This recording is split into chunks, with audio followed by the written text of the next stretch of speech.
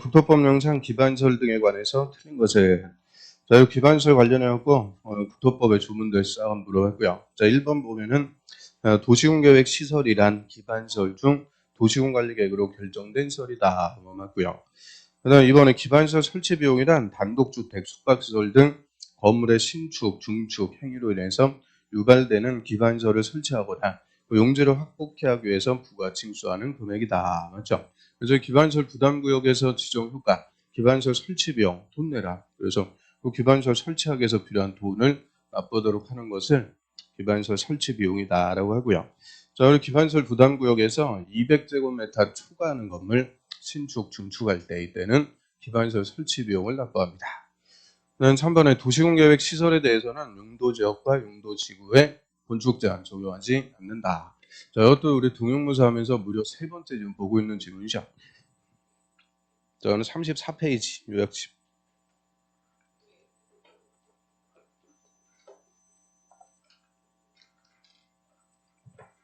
자, 34페이지에 그 위에 가로 3번, 그 동그라미 1번.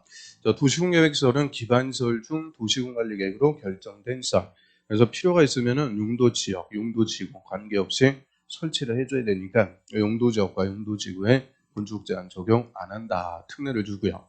그다음 4번에 도시군계획설의 결정구조 설치 기준. 자, 기준에 필요한 사항은 국토부 장관이 정하는 게 아니고 국토부령으로 정합니다.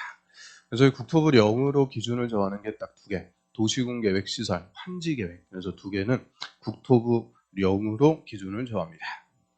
자, 오늘 41페이지.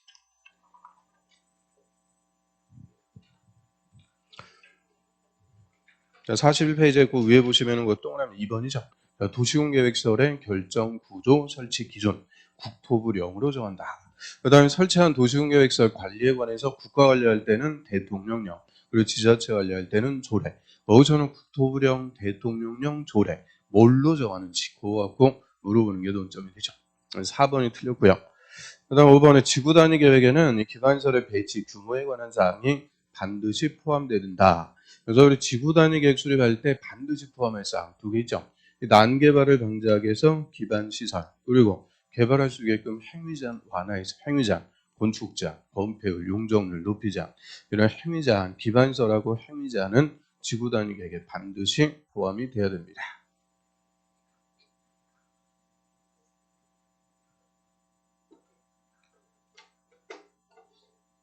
그 다음 42번 보겠습니다. 광역도시계획의 수립권자에 관해서 틀린 것은 광역도시계획의 수립권자 이렇게 1, 2, 3, 4, 5 딱 물어보기 좋죠. 그럼 먼저 1번에 광역계획권이 같은 도에 관할 구역이다. 같은 도에서는 도지사가 광역계획권을 줘. 자, 이거부터 항상 먼저 찾아야 된다라고 그랬고요. 도지사가 지정해서 명령하니까 원칙적으로 수립은 시장, 군수, 공동 수립. 시장원수가 수립해서 다시 도지사한테 와서 승인받습니다. 근데 이번에 시장원수가 협의해갖고 요청. 시장원수가 우리끼리 안 되니까 해주세요. 협의해서 요청하면 도지사가 직접 수립할 수가 있고요. 또 5번 질문 먼저 볼까요? 광역계획권 지원 날부터 3년이 지날 때까지 시장 군수로부터 승인 신청이 없을 때, 즉 시장원수가 3년 내 수립 안 했다 할 때도 도지사가 수립합니다. 그래서 도지사가 직접 수립하는 경우가 2가지가 있죠. 3년이 지날 때까지 시장원수의 승인 신청이 없다. 또 시장원수가 협의해서 요청했다 할 때는 도지사가 단독 수립하고요. 도지사가 수립했을 때는 국토부 장관한테 승인받는다 그런 것도 없다 그랬어요. 자기가 지정권자를 수립했을 때는 자기한테 승인받을 이유가 없죠. 그 다음에 3번에 광역계획권이 2개 이상 시도에 관할 구역에 걸칠 때, 시도에 걸칠 때는 일단 국토부 장관. 국토부 장관이 광역계획권을 지정한다. 이것도 딱 찾아야 되고요. 국토부 장관이 정했으니까 수립은 시도지사, 공동수립. 다시 시도지사는 국토부 장관에게 승인받습니다. 근데 4번에 국가계획과 관련된 광역도시계획 수립이 필요하면 국토부 장관이 수립. 그래서 이 국토부 장관이 직접 수립할 수 있는 경우가 또 2가지 있죠. 국가계획과 관련되거나 3년이 지날 때까지 시도지사가 수립해서 승인 신청 안 할 때, 이때는 국토부 장관이 직접 수립합니다.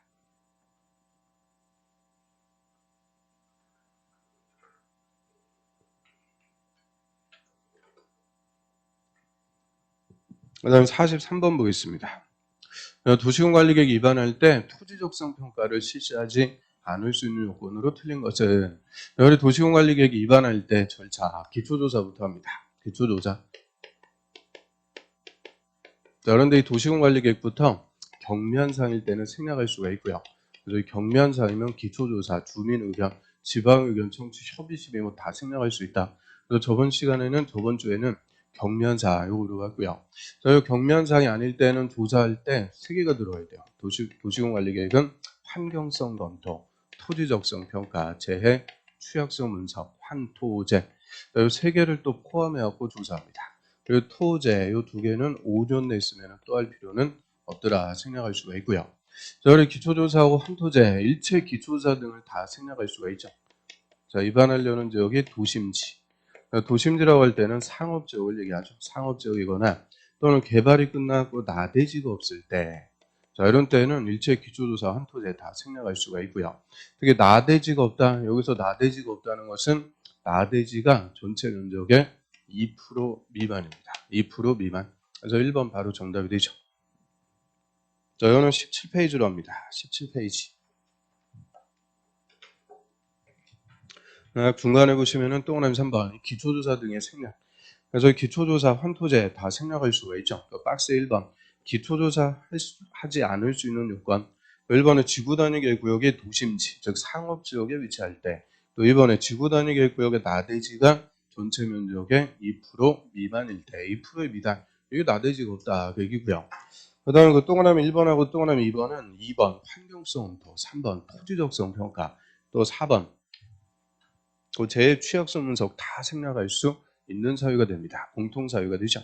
그 다음 밑에 보면은 3번에 토지적성 평가 실시하지 않을 수 있는 요건.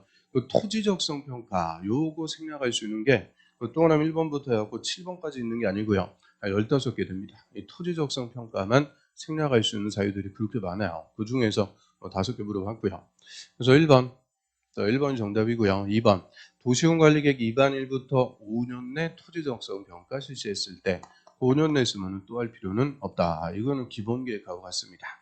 그 다음에 주거상업 공업지역. 이 주상공업지역은 이미 개발이 된 곳이죠. 이 주상공업지역에 도시공관리계획 입안할 때는 토지적성 평가, 토지의 토양, 입지 활용 가능성 이런 토지적성 평가 또 할 필요는 없고요. 그리고 개발제한구역에서 조정되거나 해제되는 지역에 입안할 때, 그리고 시설 부지에서 도시공관리계획 입안할 때 이런 것들 뭐 듣도 보도 못한 거죠. 17페이지고 맨 밑에 보시면 그래서 동그라미 4번에 그 토지적성 평가 생략할 수 있는 거. 그 동그라미 3번, 4번, 5번. 그 순서대로 그냥 1, 2, 3, 4, 5 그대로 부르는 거죠. 그래서 이 토지적성 평가 그런 경우에는 다 생략할 수 있습니다.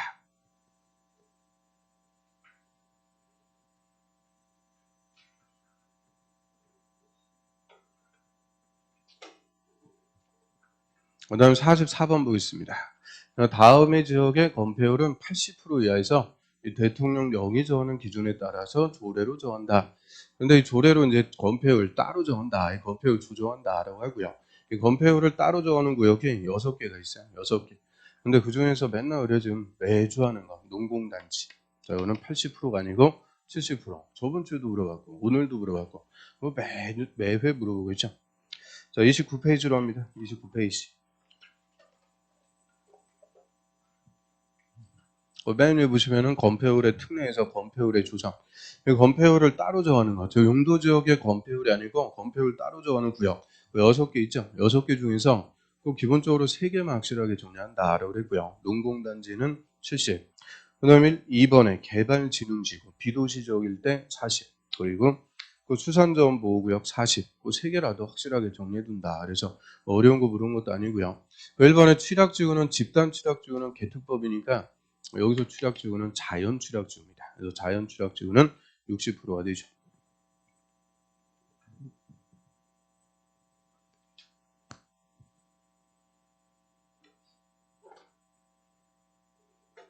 그 다음 45번 보겠습니다.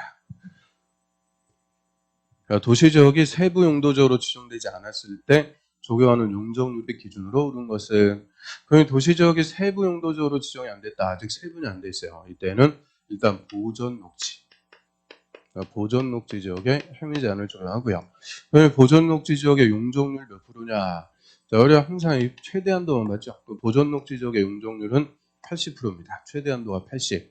근데 80%가 또 3개가 나오죠. 그래서 최소한도까지 한번 물어봤는데 최소한도는 다 50입니다. 용적률이 20%, 30% 이런 건 없어요. 그래서 용적률은 항상 최소한도는 50% 이상입니다. 자, 그래서 28페이지. 옆에 보시면은 건폐호라 용적률의 최대한도에서 그 도시지역이 세분이 안 됐을 때는 보존녹지지역에 편의제한을 적용하고요. 그 보존녹지지역의 용적률 50% 이상 80% 이하. 그래서 용적률이 제일 낮은 게 80%. 그리고 그 다음에 100%인데 이 80%짜리, 100%짜리 얘들은 최소한도는 다 50% 이상입니다. 그래서 용적률이 20%, 30% 이런 거는 있을 수가 없어요. 용적률의 최소한도는 항상 50% 이상에서 시작합니다. 그래서 4번이 정답이 되죠.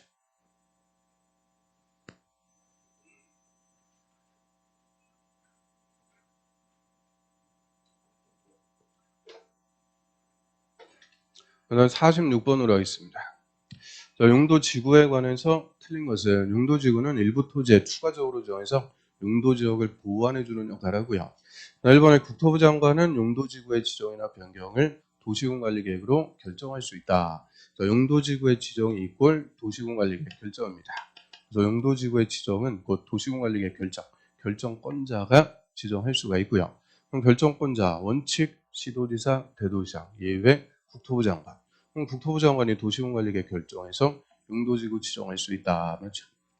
그다음 이번에 특정용도 제한지구는 주거, 교육환경, 청소년 보호 등의 목적으로 오염물질 배출시설, 청소년 유해시설 같은 이런 특정설의 입지를 제한할 필요가 있는 지구다. 그래서 특정한 건물의 건축을 제한, 그거는 특정용도 제한지구. 그래서 특정설의 입지를 완화해준다 할 때는 복합용도지구, 특정설의 입지를 제한한다 할 때는 특정용도 제한지구가 되죠.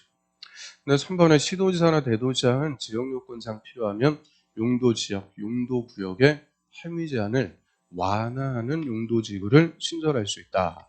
완화. 자, 여기 틀렸죠? 이것도 벌써 몇 번째 물어보는 거죠. 그래서 용도지구는 법령에 없는 것을 신설할 수가 있다. 그게 일단 첫 번째 특징입니다. 자, 32페이지. 바로 3번에 보면 용도지구의 신설. 용도지구는 조례로 법령에 없는 것을 신설, 만들어 갖고 지정할 수도 있습니다.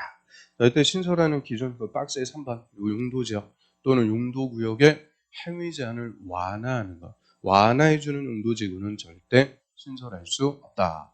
그래서 용도지역 등의 행위 제한은 대통령령으로 정하고요. 이 조례 갖고 행위 제한을 완화해주면 법령을 위반하게 되죠.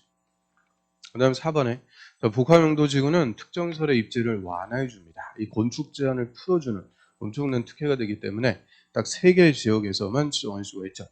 일반 주거, 일반 공업, 그리고 계획관리죠. 이 3개 용도지역에서만 지정할 수가 있고요. 3개니까 용도지역 전체 면적의 3분의 1까지 지정할 수가 있도록 합니다. 3분의 1. 그래서 저번 주에는 일반 주거지역에 지정된 복합용도지구는 일반 주거지역에 건축할 수 있는 것뿐만 아니라 준주거지역에 허용되는 것까지 허용해준다. 건축할 수 있도록 해주는데 장례시설은 안 된다. 그거 할 때도 저번 주에 그대로 봤고요. 그다음 일반 공업지역의 복합용도지구는 준공업지역에서 허용되는 것까지 건축할 수 있도록 해주는데 절대 아파트는 안 된다. 그다음 5번 풍수해나 산사태 같은 동일한 재해가 최근 10년간 2번 이상 발생해서 인명피해를 입은 지역으로서 향후 동일한 재해가 발생할 때 상대한 피해가 우려되는 지역은 방제지구를 지정해야 된다.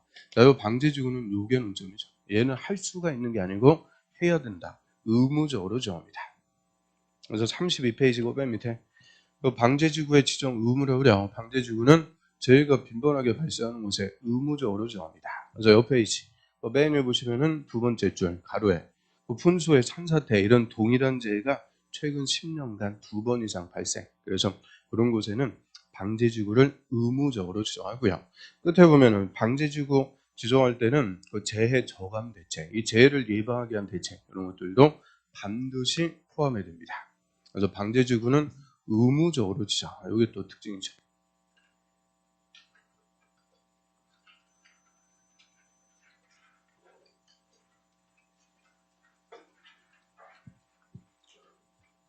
그다음 47번. 자, 입지규제 취소구역의 지정 대상이 아닌 것은 또 물어봤는데요. 자, 입지규제 취소구역은 도시 정비, 재개발을 촉진하고 지역 거점을 육성 개발, 한마디로 개발하기 위해서 정하는 용도 구역입니다. 그래서 종래 입지규제 취소구역의 지정 대상.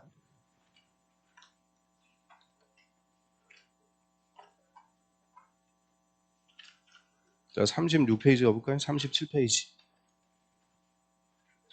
입지규제 취소구역으로 지정할 수 있는 대상. 박스 1번. 도심이나 부도심 생활권의 중심지역. 또 2번에 철도 역사, 서울 역사 뒷동네 집중적으로 정비 재개발하겠다.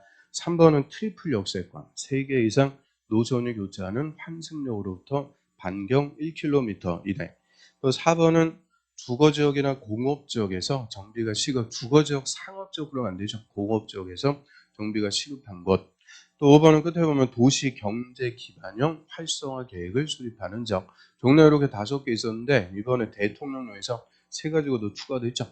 그래서 저번 시간에도 이거 똑같이 물어봤죠. 일반 산업단지가 아니고 도시 첨단 산업단지입니다. 도시 첨단 산업단지. 그리고 근린 재생형 활성화 계획을 수립하는 점. 그리고 소규모 주택 정비 사업부 3개도 다 입지규제 최소구역을 정할 수 있는 대상이 되죠.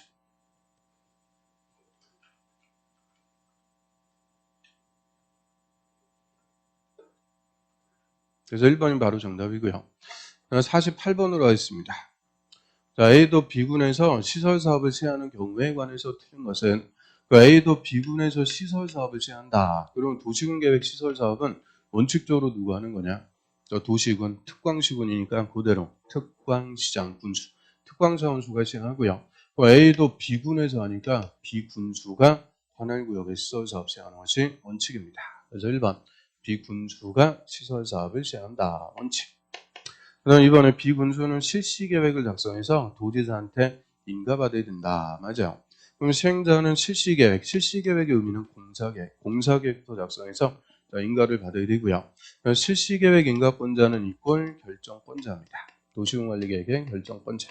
그럼 군수는 결정권자가 아니니까 실시 계획을 작성해서 인가받아야 되고요.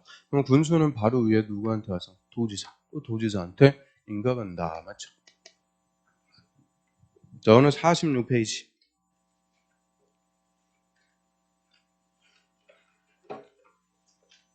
중간에 보시면 실시계획의 인가 이꼴 결정권자. 그래서 일반 시장이나 군수는 실시계획 작성해서 인가 받아야 돼요. 결정권자 도지사한테 와서 인가를 받아야 되죠.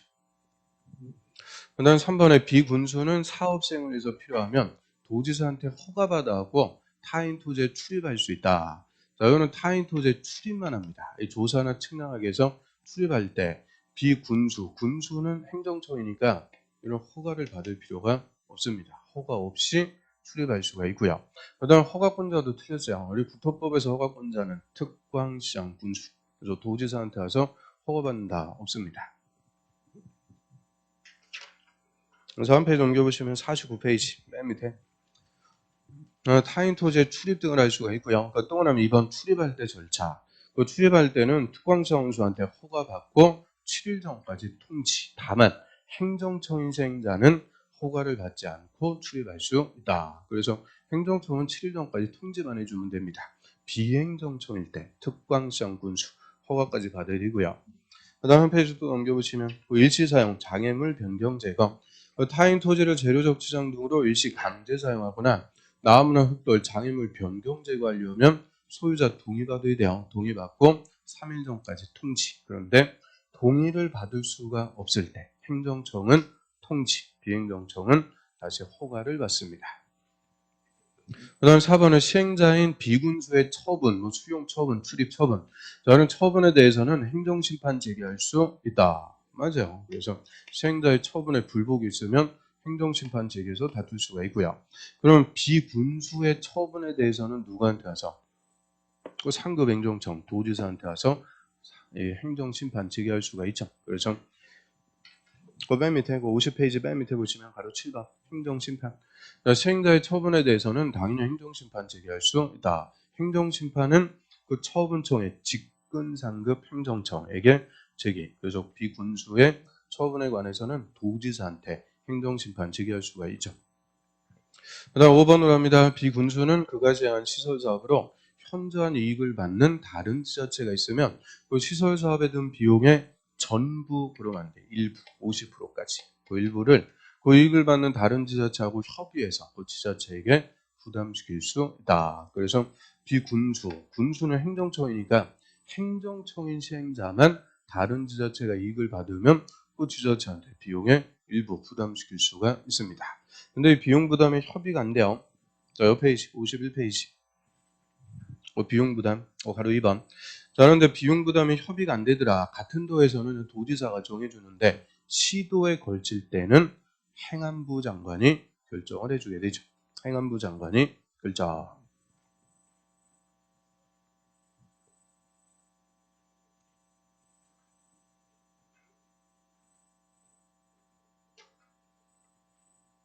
그 다음 49번으로 하겠습니다. 지구단위 계획에 관한 설명으로 옳은 것을 모두 옳은 것을. 지구단위 계획은 도시군 계획 수립 대상자. 이 특광식은 관할구역의 전부가 아니고 일부에다가만 수립하는 도시군 관리 계획. 그 일부 지역을 체계적으로 개발하기 위해서 수립합니다.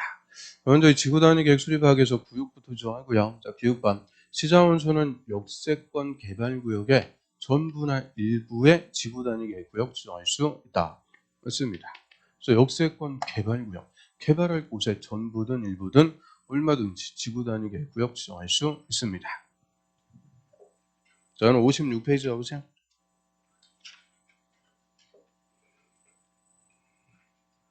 도시지역에서 임의적 지정 대상. 그래서 전부냐 일부냐 이게 중요한 게 아니고 역세권 개발구역 그게 지정할 수 있는 대상인지 아닌지 그거를 물어본다라고 했고요. 전부 일부 이게 중요한 게 아니죠. 그래서 박스에 보면 1번 용도지구, 뭐 용도지구도 맨날 물어봤고요. 그 이번에 개발 예정자, 개발할 거, 신도시 개발, 구도시 재개발, 아파트 단지 개발, 뭐 관광 단지 개발 이런 개발할 곳에 전부든 일부든 지구 단위 계획구역을 지정할 수 있습니다. 그럼 역세권 개발구역은 거기 안 써 있어도 다 개발할 것 얼마든지 지구 단위 계획구역으로 지정할 수 있습니다. 그다음 니은번에 공원에서 해제되는 지역으로서 그 면적이 30만 제곱미터 이상인 지역은 지구 단위 계획구역 지정해야 된다. 맞습니다. 의무적으로 지정하는 대상. 그럼 면적 30만 제곱미터 이상일 때 의무적으로 지정하는 것은 시, 공, 녹. 그래서 시가와 조정구역, 공원에서 해제. 공원에서 해제되는데 면적 30만 이상. 또 녹지에서 주상공으로 변경되는 구역. 이런 데는 의무적으로 지정한다. 맞고요. 그 다음에 정태기는 10년, 정비구역과 택지개발지구는 사업이 끝나고 10년이 지났을 때 의무적으로 지정하고요. 그 다음에 디귿번에 역세권 복합용도 개발형 지구단위 계획구역에 준주거 지역에서 건물 건축하는 자가 그 대지 일부를 공공설부지로 제공할 때는 지구단위 계획으로 용적률 140%까지 완화 적용할 수 있다. 맞습니다. 자, 이거는 기본적으로 찾아봐야 나오는 거죠. 그래서 맞습니다. 그 다음에 리을번에 지구단위 계획구역에서 공사기간 중 이용하는 공사용 가설 건물 건축하려면 그 지구단위 계획에 맞게 된다. 그러면 지구단위 계획구역에서 건물 건축할 때는 지구단위 계획에 맞게 해줘야 돼요. 그런데 공사용 가설 건물, 이런 가설 건물은 지구단위 계획에 건축 제한을 적용하지 않습니다. 임시로 설치하는 거니까 지구단위 계획에 건축 제한 적용 안 한다. 자, 그래서 60페이지 맨 위에 보시면 지구 단위 계획구역에서 건물 건축하려면 그 지구 단위 계획에 밖에 건축해라. 근데 가로에 가설 건물은 제외. 그 가설 건물이 존치 기간이 3년 이내 재해 복구, 공사용 가설 건물. 이런 가설 건물은 일시적으로만 설치하는 거니까 이런 지구 단위 계획에 건축 제한 적용 안 한다. 그래서 기읍, 리은. 근데 리을번은 틀렸어요. 그럼 리을 들어간 거 지우면은 자, 1번하고 2번인데 역시 정확하게 알아야 이 디귿번 요거까지 알아야 맞출 수가 있죠. 그래서 작년에 뭐 이런 식으로 한 10대 문제가 출제가 됐습니다. 그래서 디귿번은 우리 기본서 찾아봐야 나옵니다. 그래서 이런 어려운 것들 나오면은 이런 것 때문에 당하고 그럴 필요 없다는 거예요. 잘 찍고 신의 가호를 바라면 되고요. 그다음 50번으로 하겠습니다. 개발행위 허가에 관해서 틀린 것은 개발행위 허가제는 일정한 토지에 개발행위를 하려면 미리 행정처, 특광지원소한테 허가를 받도록 함으로써 국토의 난개발을 방지하기 위한 제도다라고 하고요. 1번은 개발행위허가 받은 자가 행정처인 경우 새로 설치한 공공설은 관리청의 소유권이 무상기속되고, 즉 새로 설치한 것은 관리청에게 기부 체납합니다. 그리고 종래 공공설은 허가를 받는 자에게 무상기속된다 맞습니다. 그래서 허가를 받는 자, 즉 개발행위하는 자가 행정청일 때는 새로 설치한 거는 관리청한테 주고, 용도 폐지되는 종래설은 그 행정청이 갖고 간다, 주고받고 맞습니다. 자, 이것도 저번 주에 또 봤던 거죠. 저 66페이지로 합니다. 66페이지에 중간에 보시면 바로 4번에 공공설의 규석. 그러면 공공설, 도로, 공원 이런 것들 개발행위하면서 새로 설치했다. 새로 설치한 것은 무조건 관리청에게 소유권이 무상 기속되고요. 그리고 용도가 폐지되는 종래 공공설, 행정청일 때는 허가받은 자에게 무상 기속. 그래서 행정청은 주고받고, 그런데 비행정청일 때는 무상 기속되는 게 아니고 새로 공공설을 설치한 비용의 범위에서 무상으로 양도를 해줄 수 있도록 합니다. 그 다음 2번. 국토부 장관은 개발로 인해서 주변의 환경, 경관 등이 크게 오염될 우려가 있는 지역은 중앙도시계획위원회 심의 거쳐갖고 한 차례만 2년 이내 허가를 제한할 수 있다. 개발행위허가 못 내주게 제한할 수가 있고요. 일단 국토부 장관이 제한할 때는 중앙도시계획위원회 심의 거칩니다. 최초로 제한할 때는 심의 거쳐갖고 제한할 수가 있죠. 근데 2년 이내가 아니고 3년 이내 허가를 제한할 수가 있죠. 자, 페이지로 하겠습니다. 64페이지 맨 밑에 또 개발행위허가 제한. 자, 허가 못 내주게 제한할 수가 있고요. 뭐 국토부 장관, 시도의사, 시장군수 다 제한할 수가 있죠. 자, 원칙은 심의 거쳐갖고 한 차례만 3년 이내로 허가 제한할 수 있습니다. 그래서 페이지에 박스에 보면은 그 1번 녹개수, 녹지적, 계획관리지역에서 수목이 자라고 있거나 조수류가 서식, 우량농지 등으로 보존할 필요가 있을 때, 또 2번 그거죠. 개발로 인해서 주변의 환경, 경관, 미관, 문화재 이런 것들이 크게 오염되거나 손상될 우려가 있을 때, 그럼 1번하고 2번은 읽어봐도 당분간 개발보다는 보존할 필요가 큰 것. 이런 보존할 필요가 큰 것은 원칙대로 3년까지만 허가를 제한할 수가 있고요. 연장할 수는 없습니다. 그 다음에 3번에 성장관리계획을 수립한 지역에서 하는 개발행위는 도시계획위원회 심의를 거치지 않는다. 맞습니다. 그래서 대규모 개발행위 허가하기 전에 도시계획위원회 심의 거쳐야 되는데, 성장관리계획을 수립했을 때, 성장관리계획을 수립할 때 이미 심의를 다 거치니까 허가 전에 또 심의 거칠 필요는 없다. 이것도 저번 주에 본 거죠. 그 중간에 가로 4번 도시계획위원회 심의. 그래서 도시계획위원회 심의 안 거쳐되는 거 박스 2번 지구단위계획. 저번 주에는 지구단위계획 갖고 물어봤고요.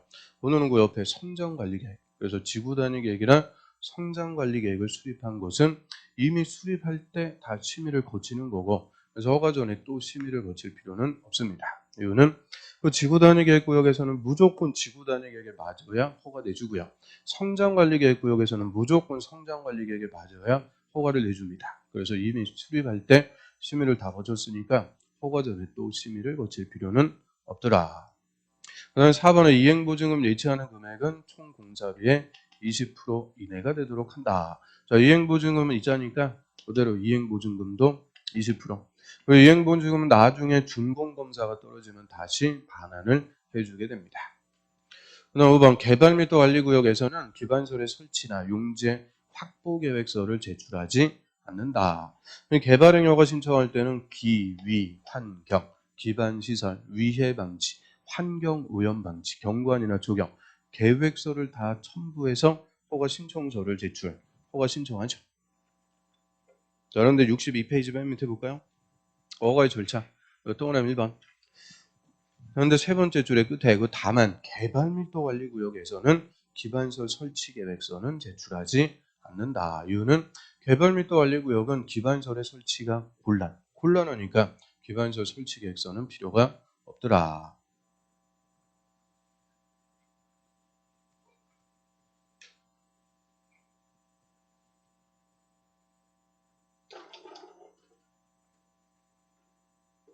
그다음 51번 보겠습니다.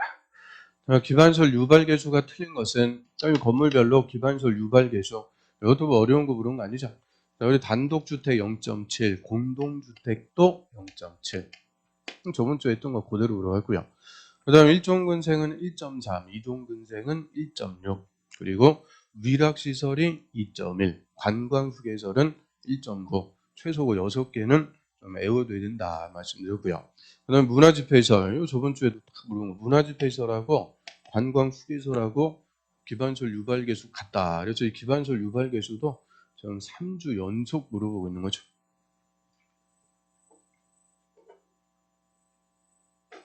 그 다음 52번으로 하겠습니다. 성장관리계획 구역에 관해서 옳은 것은, 성장관리계획은 저 녹지나 비도시, 저 시골 같은데 난개발을 방지, 계획적 개발을 유도하기 위해서 수립하는 계획이고요.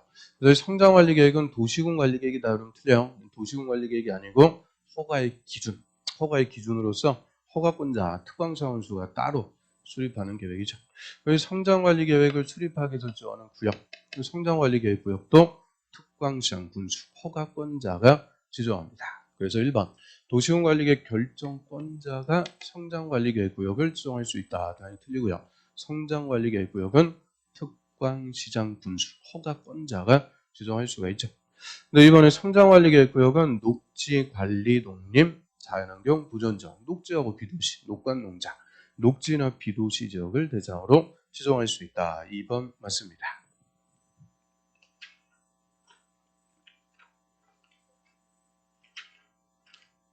저는 70페이지 맨 밑에.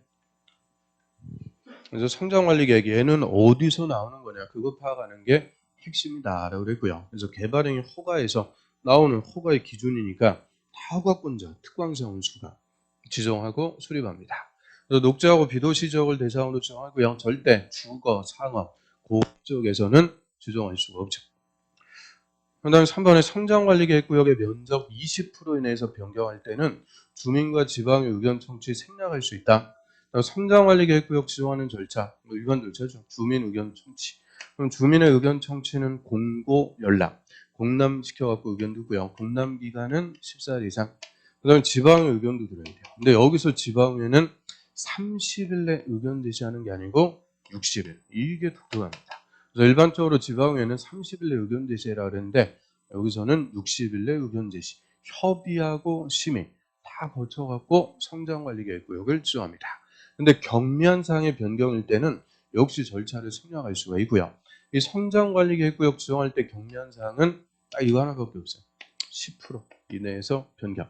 성장관리계획구역 면적의 10% 이내에서의 변경. 이런 경미한 변경은 절차를 생략할 수가 있죠. 그래서 71페이지고 맨 위에 그 절차에서 또 하나는 1번 네 번째 줄 다만 그 대통령 영의 정하는 경미한 사항을 변경할 때는 그러하지 않다. 그 대통령 영의 정하는 경미한 사항 딱 수준표 나갔죠. 딱 하나밖에 없습니다. 10% 이내에서 변경, 경미한 변경일 때는 절차 생략할 수가 있죠. 그다음 5번에 성장관리계획구역 내 자연녹지 지역에서는 50% 이하에서 성장관리계획에 정하는 바에 따라 건폐율 완화 적용할 수 있다. 그럼 성장관리계획구역에서는 무조건 성장관리계획에 맞게 개발을 해줘야 되고요. 계획의 철저한 통제 하에 개발하도록 하는데 대신 계획에 맞게 할 때는 행위 제한 완화해줘요. 그럼 자연녹지 지역은 원칙적으로 건폐율이 20%인데 자율을 성장관리계획으로 30%까지 완화해 줄 수 있습니다. 이것도 작년에 그냥 작년이 아니고 저번 주에 한 문제 그냥 물어본 거죠. 다음 페이지 넘겨보시면 72페이지 맨 위에 다운폐율 계획관리지역은 50%. 그 다음에 생산관리 농림 그리고 대통령 영이 정하는 녹지지역이 자연녹지 생산녹지 그리고 저번 주에 30% 50, 30 그냥 한 문제 그대로 물어본 거예요. 오늘 대부분 저번 주에 물어봤던 것들은 다 복습이죠.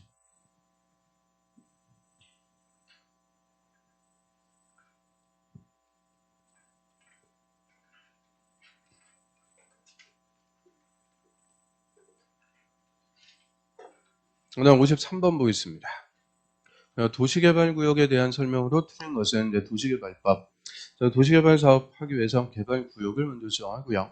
1번에 계획관리지역에서 개발구역 지정할 수 있는 규모는 원칙적으로 30만 이상이 된다. 맞습니다. 그럼 계획관리지역, 자 얘는 비도시 지역입니다. 비도시.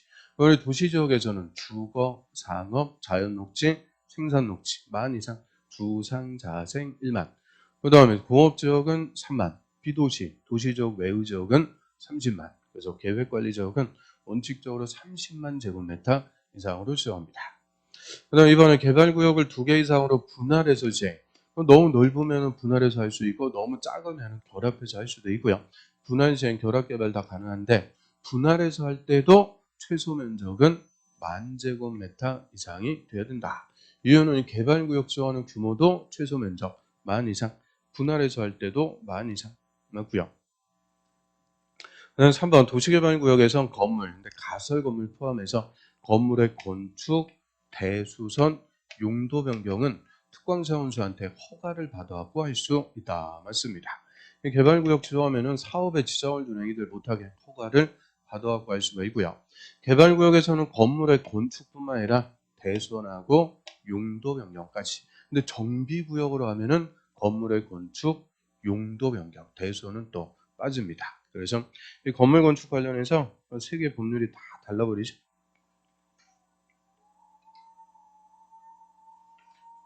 그래서 80페이지.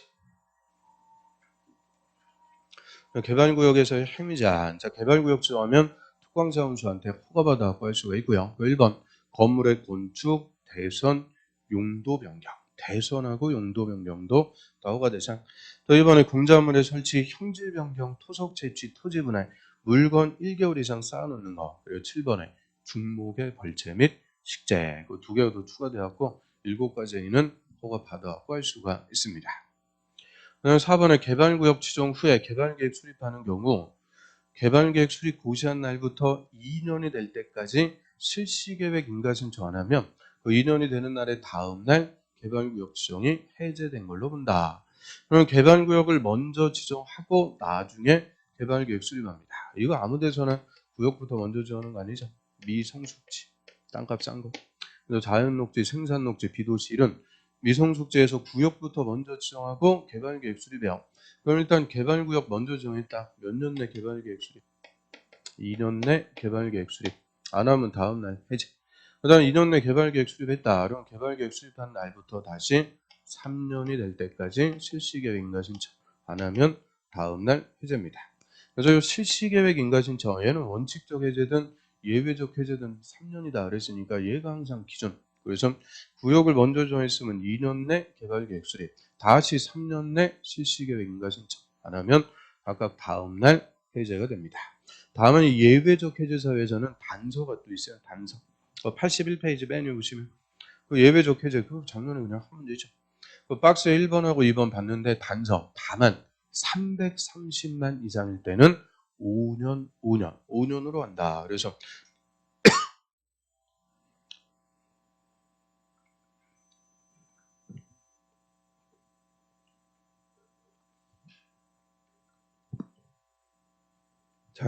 작년 우리 시험에서 그 2년, 3년, 그리고 5년까지 꼭 가로 딱 비워갖고 2, 3, 5 그대로 그냥 한 문제 물어본 거죠. 그 다음 5번 개발 사업의 공사 완료로 개발구역 지정이 해제가 됐을 때 그러면 공사 완료 공고로 다음날 해제가 됐다. 자, 이거는 수용 방식일 때. 그럼 수용 방식으로 할 때는 공사만 끝나면 그냥 사업이 끝나죠. 그래서 공사 완료 공고. 환지 방식으로 했을 때는 환지 처분의 공고가 나면 사업이 끝. 그래서 공사 완료나 환지 처분의 공고로 해제가 됐다. 이거는 사업이 끝나서 이제 사업이 끝나고 해제가 됐을 때는 개발구역 지정하기 전에 용도적으로 환원되거나 폐지된 걸로 보지 않는다. 즉 원상복귀되지 않습니다. 사업이 다 끝나고 해제가 됐다는 것은 도시적으로 개발이 됐다도 얘기죠. 그래서 해제가 돼도 개발구역 지정하기 전으로 원상복귀가 없습니다.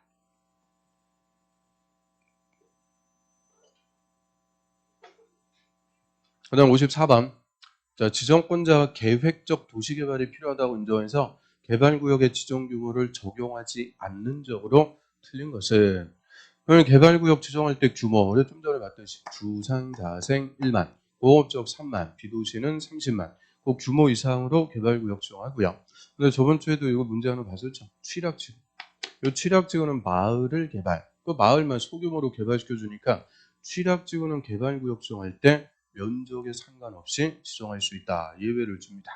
그래서 취락지구. 그다음에 개발진흥지구도 일정한 기능을 집중적으로 개발하기 위해서 그 일부를 개발하기 위해서 정하는 거니까 개발진흥지구도 면적에 관계없이 개발구역 지정해서 개발할 수가 있고요. 지구 단위 계획구역도 마찬가지입니다. 관할구역의 일부를 개발. 그래서 이 세 개, 취락지구, 개발진흥지구, 지구 단위 계획구역. 얘들은 일정한 기능을 집중적으로 개발하기 위해서 정하는 용도 지구거나 구역이기 때문에 개발구역 지정할 때 면적 제한을 받지 않습니다. 면적에 관계없이 개발구역 지정할 수가 있고요. 그다음 5번에 국토부 장관이 국가 균형 발전을 위해서 직접 개발구역 지정할 때 이 국토부 장관이 정할 때는 다 예외를 줘. 국토부 장관이 직접 지정. 다음에 국토부 장관이라도 어디는 안 되냐? 자연환경 보존지역은 제외입니다. 그래서 자연환경 보존지역은 국토부 장관도 개발할 수가 없어요. 그래서 자연환경 보존지역 빼고 국토부 장관이 지정할 때 그래서 이 4개가 맞고요. 도시지역 외의 지역은 개발구역 지정하는 규모 예외하고는 아무 관계가 없습니다. 비도시는 구역을 먼저 지정하고 나중에 개발 계획을 수립할 수 있는 대상이 되고요. 이런 면적 제한을 적용하지 않는 대상은 아닙니다. 그래서 이것도 우리 요약적 아무리 뒤져봐도 없어요. 기본서 찾아봐야 나옵니다.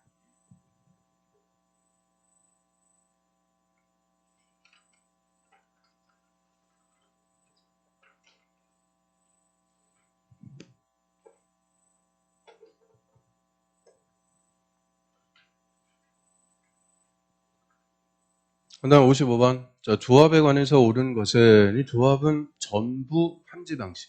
전부 함지 방식으로 개발 사업하기 위해서 토지 소유자 만드는 단체를 조합이다라고 하고요. 자, 1번에 조합원은 보유 토지 면적에 관계없이 평등한 의결권을 갖는다. 그러니 도시개발조합의 조합원은 토지 소유자입니다. 개발구역의 토지 소유자.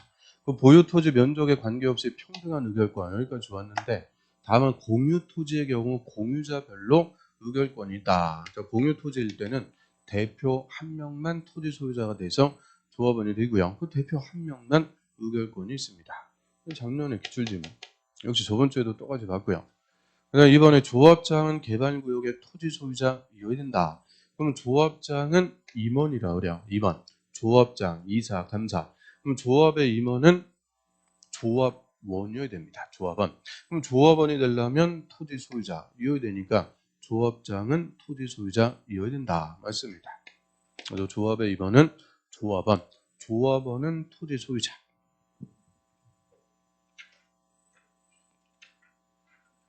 85페이지. 그 위에 가로 5번의 조합의 임원. 그 동그라미 2번. 그 임원은 의결권을 가진 조합원, 조합원이 돼야 되고요. 조합원이 되려면 토지 소유자이어야 되니까 결론. 조합의 임원은 토지 소유자이어야 된다. 맞는 거죠. 그다음 3번에 조합의 임원으로 선임된 자가 금고 이상 형의 선고를 받으면 당연 퇴임한다. 그럼 금고 이상 실형을 선고받고 집행이 끝났거나 면제된 날부터 2년까지는 결격. 저는 조합의 임원이 결격에 해당이 됐을 때는 당연 퇴임하는 게 아니고 다음 날 자격 상실합니다.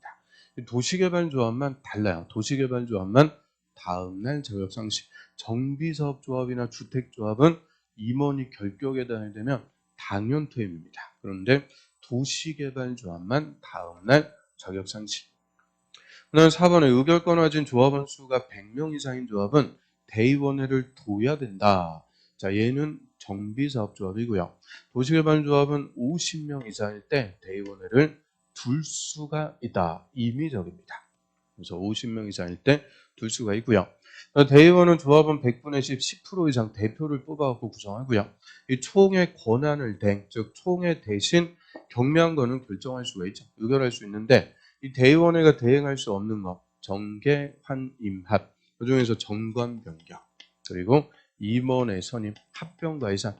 이거는 모든 조합이 다 똑같아요. 정관, 임원, 합병과 예산. 그래서 이건 맨 공통이니까 개발법에서는 2개, 개발계획하고 환지계획.